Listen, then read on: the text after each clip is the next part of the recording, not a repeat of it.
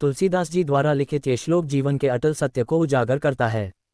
श्लोक का अर्थ है कि जीवन और मृत्यु, यश और अपयश, लाभ और हानि, ये सब पहले से तय हैं। मनुष्य चाहे कितनी भी कोशिश कर ले, वह ईश्वर द्वारा लिखी गई विधि और विधान को नहीं बदल सकता। अब इसे एक छोटी कहानी के रूप में समझते हैं। कहानी बहुत समय पहले की बात है। अयोध्या में भरत अपने बड़े भाई श्री राम के वनवास के बाद गहरे दुख में डूबे थे। भरत के मन में बार बार यह विचार आ रहा था कि यदि उन्होंने कुछ और प्रयत्न किए होते तो शायद राम का वनवास टल सकता था।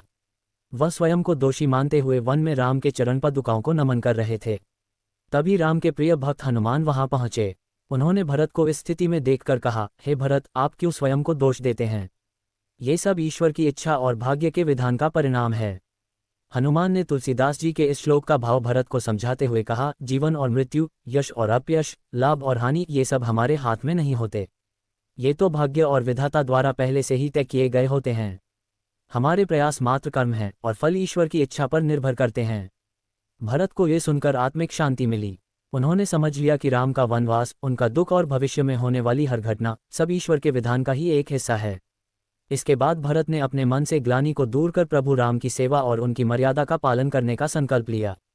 शिक्षा: इस कहानी और श्लोक का मुख्य संदेश है कि हमें अपने कर्म करते रहना चाहिए, लेकिन परिणाम को ईश्वर की इच्छा पर छोड़ देना चाहिए। भाग्य को स्वीकार करना और परिस्थितियों को सहर्ष अपनाना ही सच्ची समझदारी है।